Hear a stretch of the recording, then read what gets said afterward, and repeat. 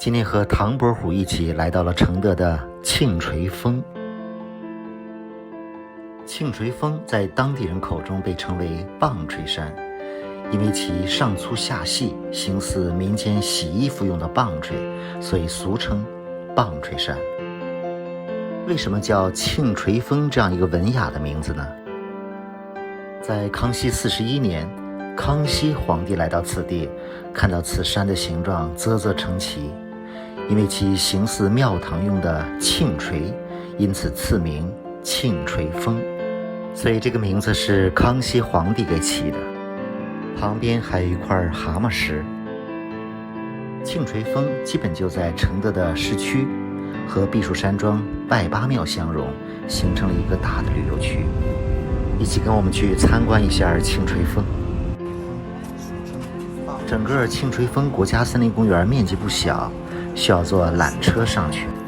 胡子，今天的天气非常好，虽然有点热，但是坐在缆车上是非常舒服的。这个在树林子上还不错，真舒服。你好，这一大片郁郁葱葱的树林就是庆垂峰国家森林公园。旁边这个应该是一个外八庙的建筑，郁郁葱葱的，还是很舒服的。这个庆垂峰索道往返80一人，门票25。这边山明显的就是森林覆盖率非常高，真的是去。今天天气好，能见度特别的高。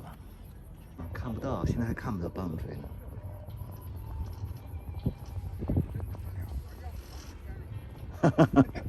确实凉快啊！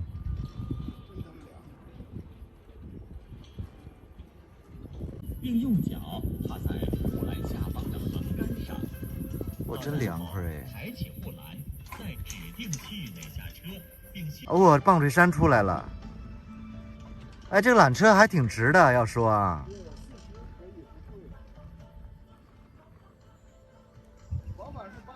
对呀，看看远处的棒槌山出来了。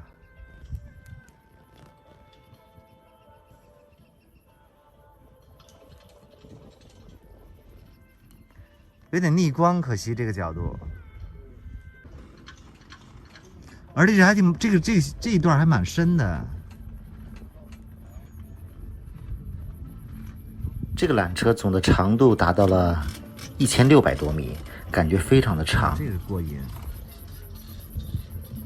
据说旁边也有一条路是可以徒步上去的，如果是春秋天，确实可以走一走。中间翻越了几座小山峰。这个缆车上还有遮阳棚，所以小风一吹非常的舒服。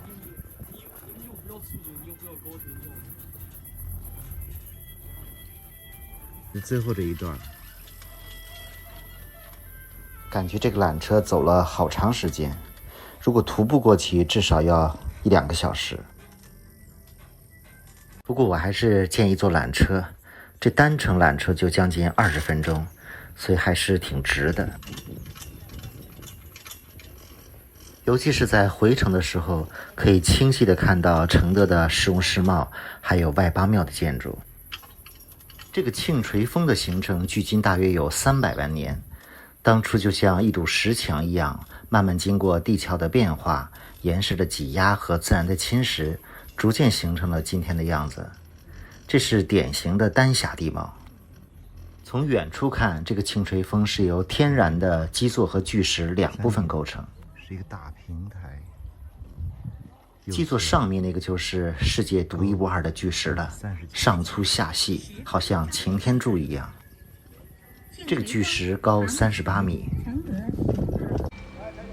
棒槌，不得不感叹大自然的神奇。现在下了缆车，往巨石的方向走。庆垂峰4A景区。普利子，来。这个庆垂峰也是承德非常著名的景区，游客还是不少的。宝山寺，通往庆垂峰山顶的路上有一个宝山寺，里面有佛像、摩崖、石刻。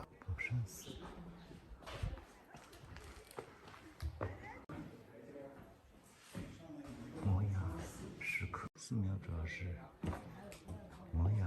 在宝山寺右边的崖壁上，就是康熙帝游览庆垂峰写的一首诗：“纵目湖山千载流，白云枕间报深秋。”前面就是山顶的平台了。棒槌山，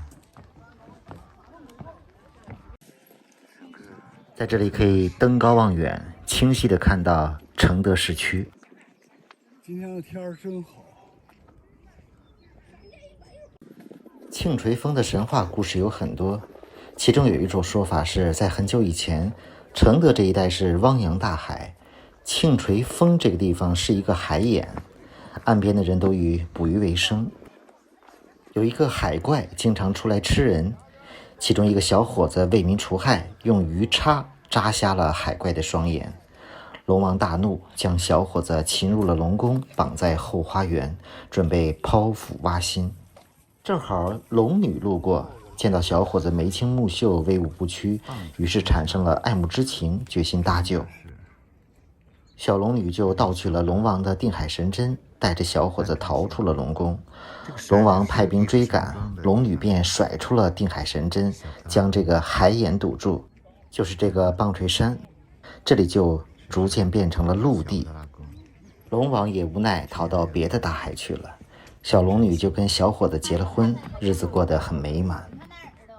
后来玉皇大帝知道以后，就派兵来抓这个小龙女。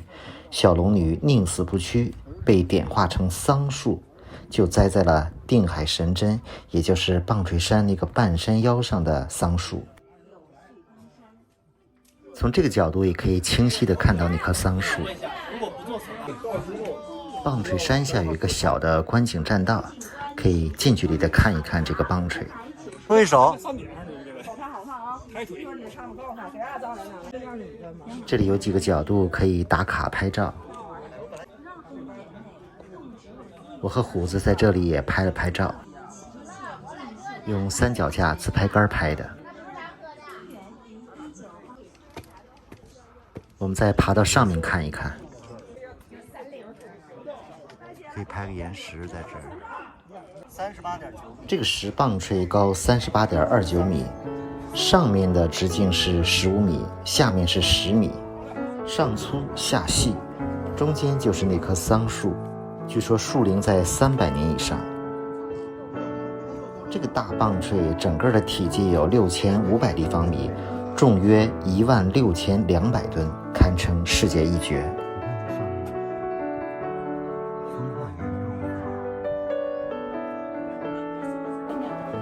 在棒槌山的南面还有一个景观，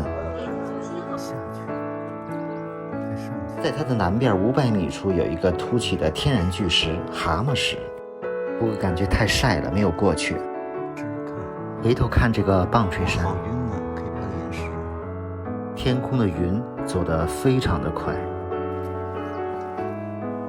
打算往回返了。据说这2天北京都是40多度的高温。其实承德的白天，尤其是太阳底下也非常的热，但早晚会凉快很多。很多网友也非常关心我们，让我们防暑防晒。现在坐缆车下去，在缆车上看这里的景色多美。避暑山庄里都有这种硬石，这次山前的小的拉贡，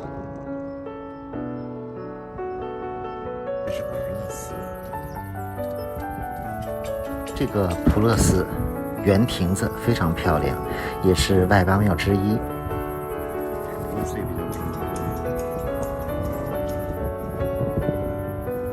不过中午的天气比较热，就不过去参观了。最后从空中看一看这个庆垂峰，这个就是蛤蟆石，需要在一个特定的角度才看起来像蛤蟆。从这个角度看像不像？